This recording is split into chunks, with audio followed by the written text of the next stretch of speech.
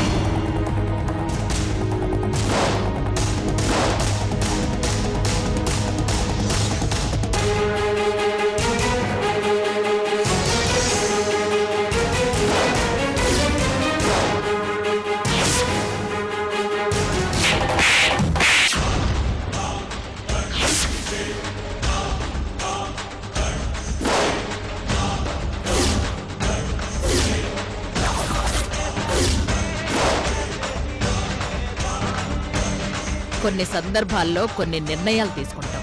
నచ్చని వాళ్ల ఇంటి గడప తొక్కకూడదని శపథం చేసుకుంటాం. కానీ పరిస్థితులు వాటికి భిన్నంగా మారిపోతాయి కదమ్మా శ్వేత?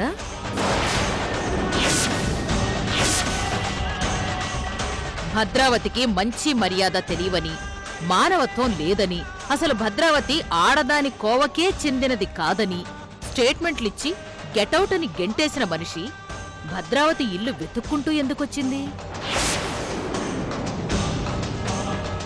నువ్వు రాలేదు, భద్రావతే రప్పించింది. ప్రాణ స్నేహితురాలి మీద చిన్న ప్రయత్నం చేసి రప్పించింది. ఎందుకంత దారుణానికి ప్రయత్నించావు? అమలాపురంలో స్విచ్ వేస్తే అమెరికాలో బల్బు వెలిగేంత డెవలప్ అయ్యాం కదా. 70,000 రూపాయల ఫోన్ ఎరగా వేస్తే స్నేహితురాలి సీక్రెట్ చెప్పేంత డెవలప్ అయ్యి ఉండదా అని నీ స్నేహితురాలికి చిన్న టెస్ట్ పెట్టారు. ఫెయిల్ అయింది, అందుకే అలా చేయించా. కోపం వస్తోందా? వస్తుంది, కానీ పిన్ని వరుసలో ఉన్న అమ్మ లాంటి దాన్ని కదా, అందుకే కోపం ప్రదర్శించడానికి మనసు రావడం లేదు. వయసులో ఉన్నప్పుడు సింహం పిల్లకి, పొగరుతో ఉన్నప్పుడు నీలాంటి ఆడపిల్లకి దూకుడు ఎక్కువగా ఉంటుంది. వయస్సు పొగరు తగ్గాక వాటికి విలువుండదు. నేను నీ టైప్ కాదు, నా దారి వేరు.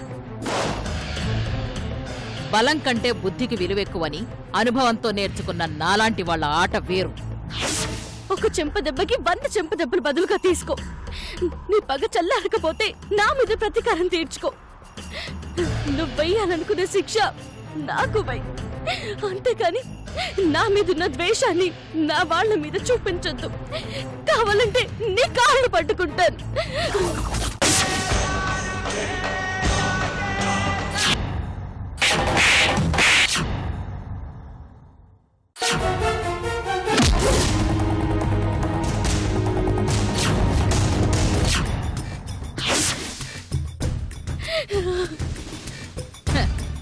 అందితే భద్రావతి మెడ, అపాయం వస్తే భద్రావతి కాళ్ళు. బాగుంది. మధ్యతరగతి వాళ్లు పాదరసం లాంటి వాళ్లని ఊరికే అనలేదు. నీలా అవసరమైన వైపు జారుకునే వాళ్ళని చూసే అలా అనుంటారు. నేను అర్థించాలని వచ్చాను, నువ్వు వాదించాలని చూస్తున్నావు. ఇది తెగేది కాదు, తేలేది కాదు. దయచేసి నేను వెళ్ళిన తర్వాత 10 నిమిషాలు ప్రశాంతంగా ఆలోచించు. పూల మీద బండరాలు వేస్తున్నావని నీకే అర్థమవుతుంది. నీ పగకి అర్థం లేదని నీకే తెలుస్తుంది. వస్తాను పిన్ని.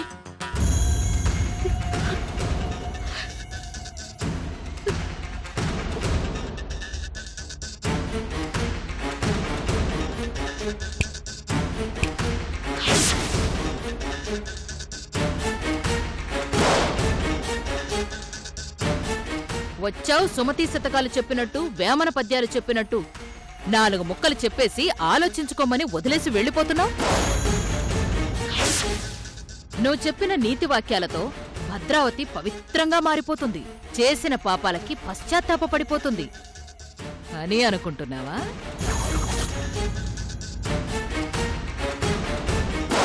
ఏయ్, 10 నిమిషాలు కాదు, ఒక మనిషి మీద భద్రావతికున్న పగ 10 జన్మల వరకు ఉంటుంది. పొర్రపాట్న కూడా మర్చిపోదు. భద్రావతి మళ్ళీ పుట్టకపోవచ్చు, భద్రావతి పగ మాత్రం మళ్ళీ మళ్ళీ పుడుతూనే ఉంటుంది.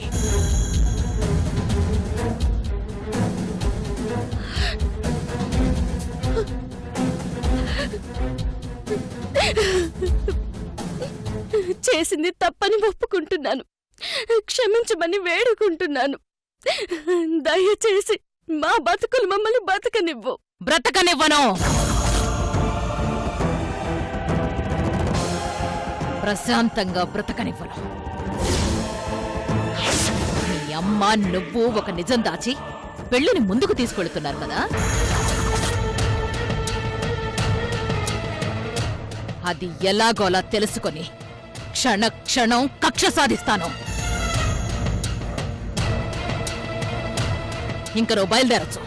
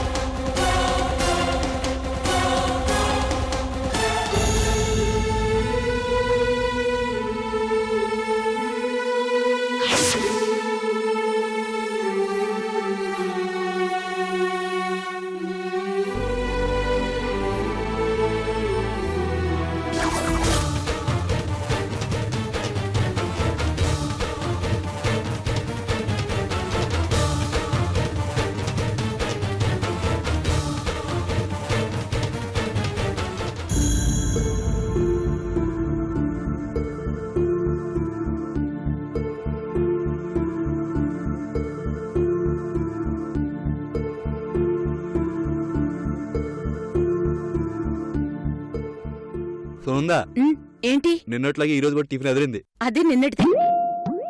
సరదాగా అందిలే బాలాజీ, అది ఉదయం చేసిన టిఫినేలే తిను.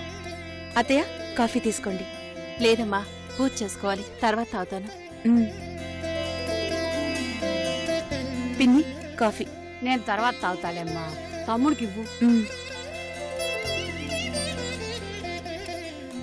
మావయ్య గారు ఆ? కాఫీ తీసుకోండి.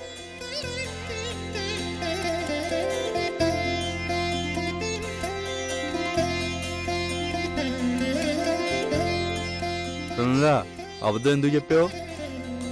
చెప్తే మాత్రం తినడం మానేస్తారా ఏంటి? మళ్ళీ పంచు.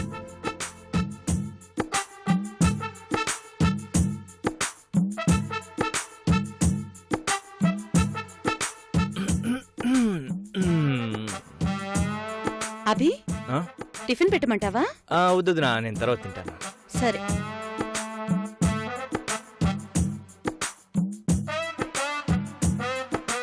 కాఫీ తాగుతున్నావు వదినా? లేదురా, కాకరకాయ జ్యూస్ తాగుతుంది. కానీ కానీ నువ్వు కాఫీ తాగుదునా? కాఫీ తాగు. మరిది ఏమైపోతే నీకే, కొడుకులా చూసుకుంటావన్న మాటే గాని కొడుకు మనసు పడే బాధ ఏంటో నీకెందుకులే. ఏమైంది అభి? ఆలోచించుదినా, ఆలోచించు. ఏమైంది?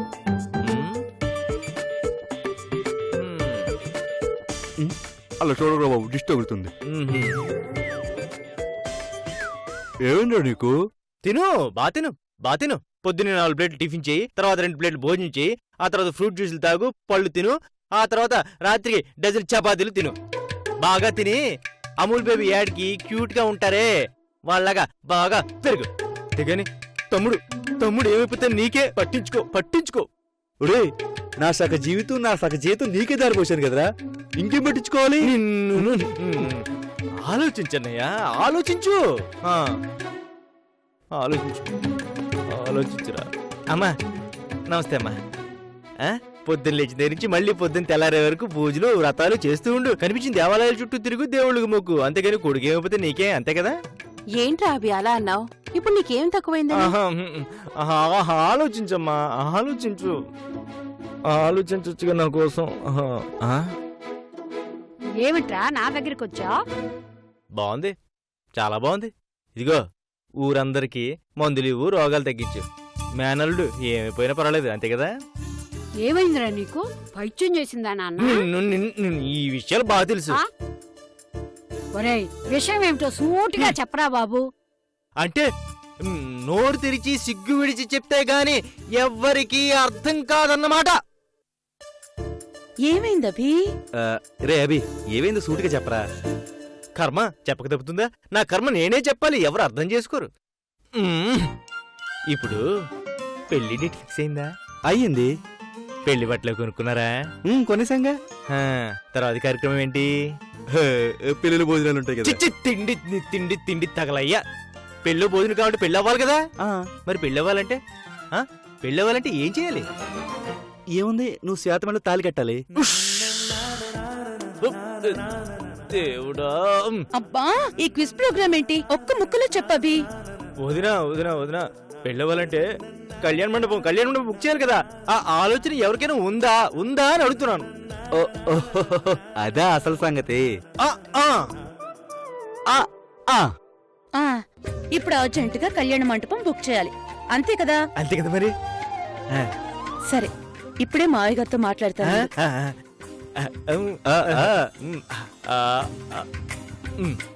మావయ్య గారు, అంతా విన్నానమ్మా. భీమవరంలో కళ్యాణ మండపం, పాలకొల్లులో కళ్యాణ మండపం బ్లాక్ చేసి పెట్టాను. రేపు మీనాక్షి వాళ్ళ దగ్గరికి వెళ్లి వాళ్ళకి ఎక్కడ సౌకర్యంగా ఉంటుందో కనుక్కుని ఒక మంటపం ఫైనలైజ్ చేస్తాను, సరేనా? రేపటి వరకు ఎదురు చూసే ఓపిక జనాలకి లేదు మావయ్య.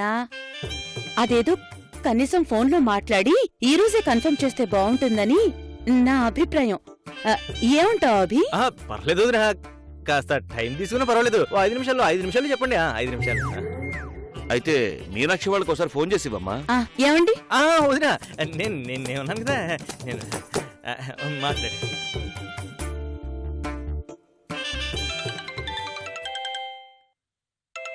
హలో అపర్ణ, అమ్మున్నారా? ఉందక్క. మావయ్య గారు మాట్లాడతారట, ఒకసారి ఫోన్ ఇవ్వు. అలాగే. అమ్మా, ఏంటే?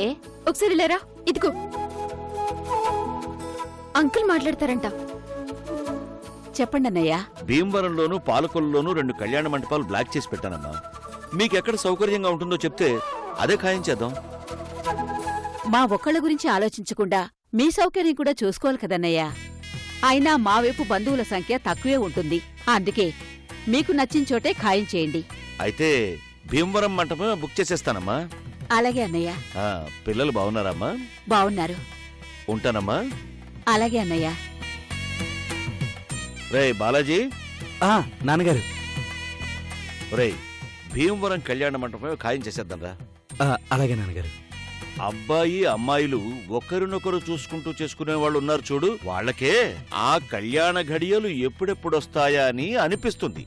అలాంటిది అభిది చూసుకోకుండా చేసుకునే పెళ్లి కదా, ఆ మాత్రం ఆత్రం ఉండడం సహజమే. ఏ మరిది గారు, ఇప్పుడు సంతోషమేనా? ఫుల్. మొత్తానికి బానే వర్కౌట్ చేసావరా? వస్తున్నా నన్నే కదా. సునందా, టిఫిన్ ఈ రోజుదే కదా? అబ్బో, వెళ్ళి తినండి. శ్వేత బేబీ, గుడ్ న్యూస్ అని చెప్తే కనీసం ఏంటని అడగవేంటి? ఏంటి ప్రశ్నలు మేమే చెప్పాలి, జవాబులు మేమే చెప్పాలి. చెప్పు.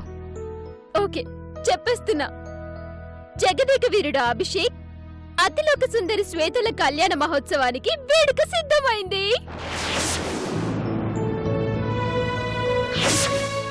భీమవరంలోని కళ్యాణ మండపాన్ని ఫిక్స్ చేసినట్టు వేడి వేడి తాజా వార్త.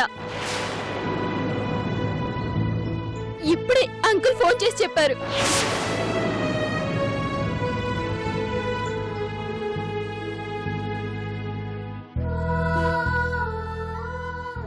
ఇంత మంచి న్యూస్ చెప్తే ఎగిరి గంతేస్తావు అనుకున్నాను. చిన్న స్మైల్ కూడా లేదేంటి? అరే అరే అరే అరే, అక్క మొహంలో సిగ్గు మొదలైందే.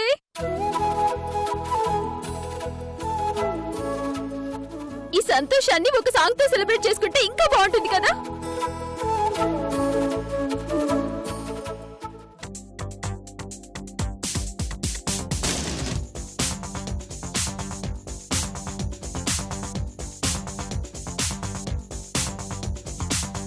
పెళ్లి కణవచ్చేసిందే బాలా, పల్లకిని తెచ్చేసిందే బాలా, హడావిడిగా రెడీ అవుదాం చలో లైలా.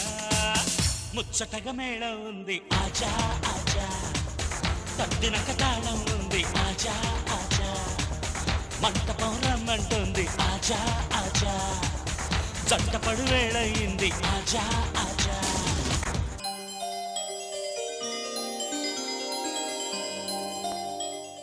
ఏమైందక్కా? ఏం లేదు, నువ్వింతకు ముందులా కనిపించడం లేదు.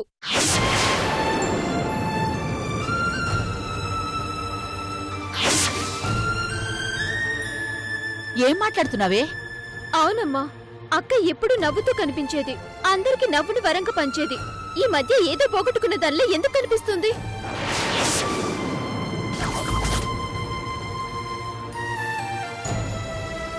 అలాంటిదేం లేదే.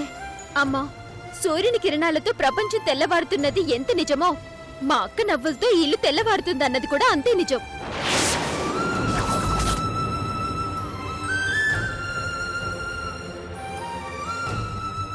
మరిప్పుడు ఆ నవ్వులు ఏమైపోయాయమ్మా? అలాంటిదేం లేదు. అనవసరంగా నువ్వేదేదో ఊహించుకోకు. అలాంటిదేమైనా ఉంటే చెల్లెల దగ్గర దాపరికంతో ఉండే మనిషి మీ అక్క. అంతేనా? అంతే. ఈ విషయం నువ్వు కాదు, అక్క చెప్పాలి. చెప్పమ్మా. అంతే, ఇంకేం లేదు కదా? ఏం లేదు. అమ్మయ్యా, ఇప్పుడు నా మనసుకి ప్రశాంతంగా ఉంది. అక్క, కళ్యాణ మండపం ఫిక్స్ అయిపోయింది. 16 తారీఖు కూడా వచ్చేస్తుంది. ఇంకా మిగిలింది పెళ్ళే. మీనాక్షి, అక్క పెళ్ళి అయిపోయిందంటే ఇక మనం ఒంటరిగా మిగిలిపోతాం. నువ్వెందుకు ఒంటరిగా ఉంటావే? నీ పెళ్లి కూడా అయిపోతుంది కదా. అవ్వడానికి ఒక 6 నెలలైనా పడుతుంది కదా. 6 నెలలని చెప్తున్నావా? ఎప్పుడు చేస్తావని అడుగుతున్నావా? నువ్వు భలే షార్ప్ మీనాక్షి. కరెక్ట్ గా నెల రోజుల్లో నీ పెళ్లి కూడా అయిపోయి నువ్వు కూడా అత్తారింట్లో అడుగు పెట్టేయాలి. అవునా? అమ్మా, ఇఫ్ యు డోంట్ మైండ్, నా పెళ్లి గురించి కూడా ఒక పాటేసుకుంటా. ఏ, ఇంకేం పనిలేదా నీకు? వెళ్ళి పని చూసుకో. నా సంతోషాన్ని సెలబ్రేట్ చేసుకుని మీనాక్షి. తర్వాత చేసుకుందులే గాని వెళ్ళు. మావాడి, ఇప్పుడే వస్తా.